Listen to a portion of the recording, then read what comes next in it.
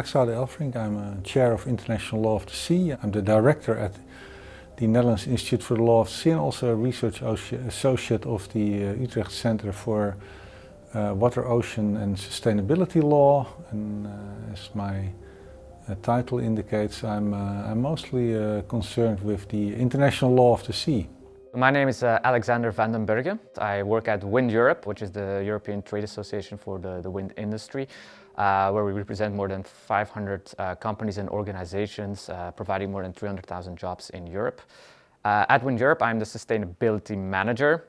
That means I'm looking at everything related to sustainability, related to the start of life, so the choice of materials and production, but also looking at the end of life, what happens after we are decommissioning a wind farm, where do the materials go to, what are the recycling opportunities, what are the circularity options, and we do that both for onshore and offshore wind.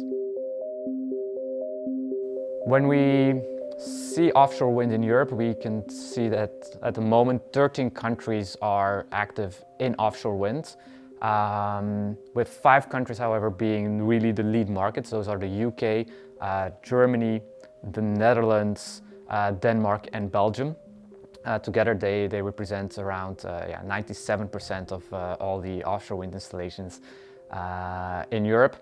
The geographical nature of those countries clearly indicate also that it's predominantly in the Noordzee where we see most installations. So 24 gigawatt is in the Noordzee installed today. There's 3 gigawatt in the Baltic Sea and there's 3 gigawatt in the Atlantic Sea, with a handful of demonstration projects in the Mediterranean Sea. So we have 126 offshore wind farms in Europe installed today, and across them they have around 6,000 turbines. In terms of capacity, those offshore wind turbines combined represent around 30 gigawatt of installed capacity. Now that is a significant amount, but it's only just over 10% of Europe's total wind energy capacity. If we look at onshore and offshore wind combined. We have around 110,000 turbines installed in Europe, so 6,000 of those are based in offshore conditions, so the overwhelming majority are still onshore at this moment in time. The most important instrument in the international law of the sea is the United Nations Convention on the Law of the Sea, which was adopted in 1982, also referred to as a constitution for the ocean, so that really emphasized its importance. The convention basically establishes different maritime zones in which coastal states have specific rights and also other states. And so if you are talking about decommissioning of installations and placement of artificial reefs, then you're talking about the territorial sea mostly. For the coastal state, territorial sea extends to 12 nautical miles, and 12 nautical miles equals about 22 kilometers from the coast. And basically the coastal state in the territorial sea has the same rights as it has in its land territory.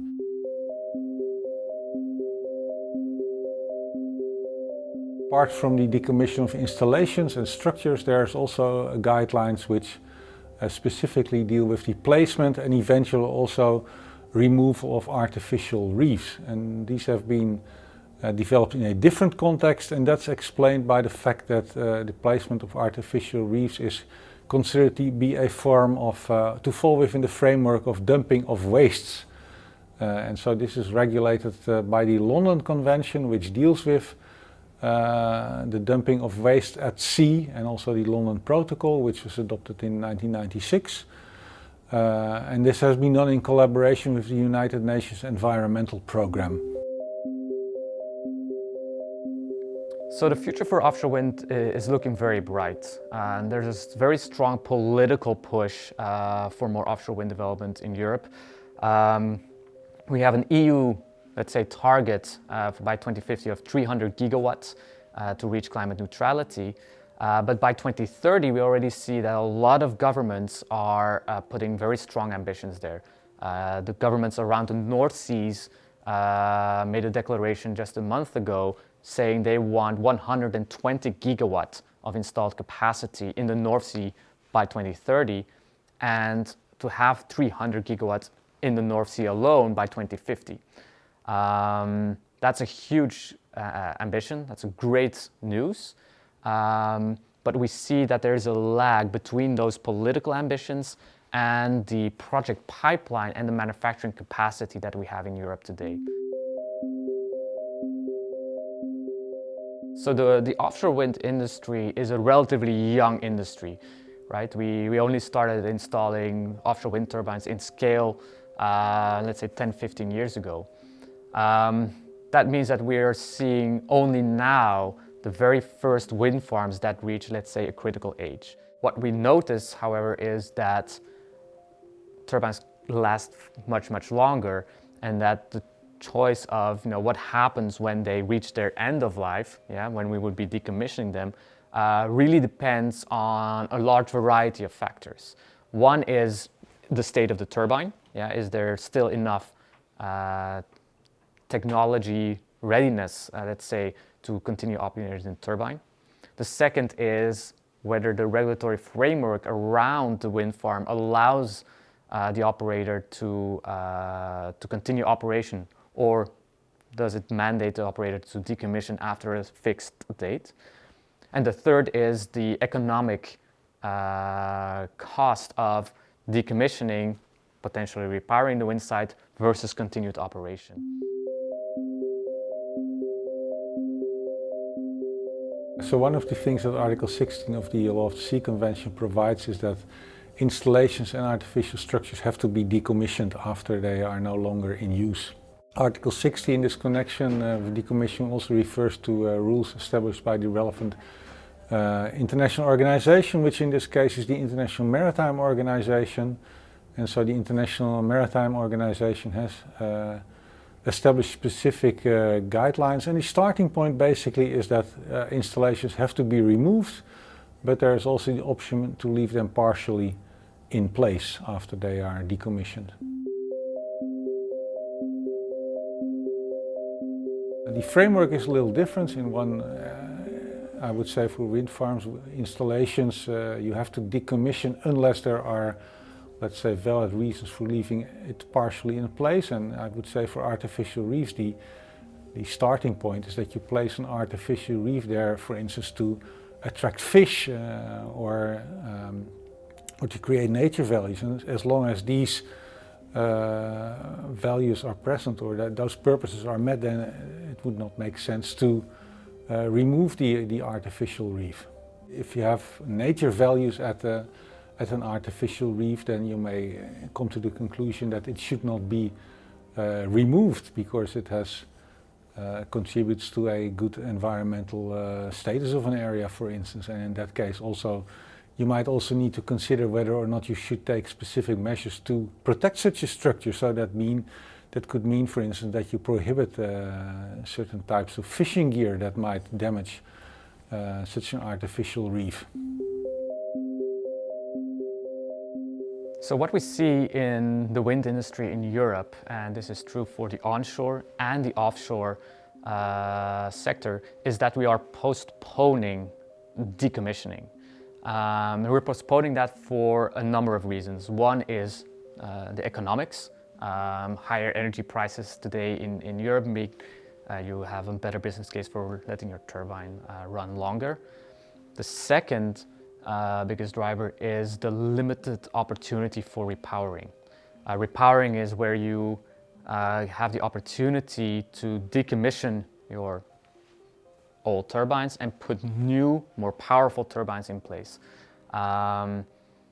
It's one of the strongest drivers for decommissioning because you want to have that certainty that if you decommission your turbines, you will be able to install new, better ones, and that you will have a better business case going further forward for that wind farm.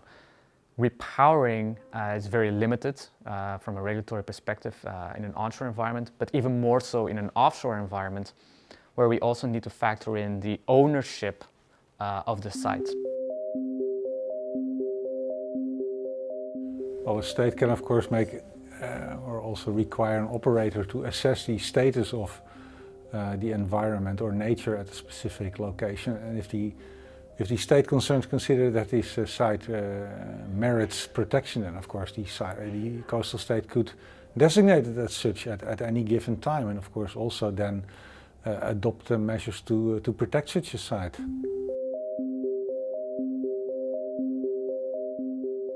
So here national governments have a great opportunity to really drive, let's say, offshore wind development and making the most out of the available wind sites by incentivizing the repowering. Now they can do that through a number of ways. One is by extending let's say the lease time for the sites, where you as an operator would be guaranteed for a longer period of time to operate wind turbines in a given area, which would give you the opportunity to repower halfway through your lease period, for instance. But the second element of that is, of course, also then not requiring a full removal of the entire infrastructure that is installed offshore. And I'm thinking particularly to the electrical infrastructure, which can last easily 50 to 60 years. If we can keep, or if the operators can keep that infrastructure in place for those 50, 60 years, they can repower the wind site, reuse part of the old electrical infrastructure, and just add new infrastructure if necessary to that, which would bring great benefits in terms of not disturbing the seabed unnecessarily, but also not needing new material extraction and production, limiting the overall footprint of the repowered offshore wind site. So some of the research questions that we really need to look at is, what is the state of the ecosystem in a wind farm when it reaches that critical age of decommissioning. So wind farms are typically safe havens in the sea.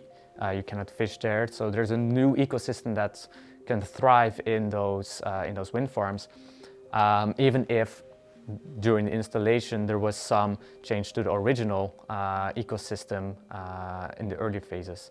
So the real question that we need to solve is, what is the state of that ecosystem? What is the value of that ecosystem? And what would happen if we remove, let's say, the structures and impact again the environment in an offshore setting by removing everything, how that would impact the ecosystem that has developed there.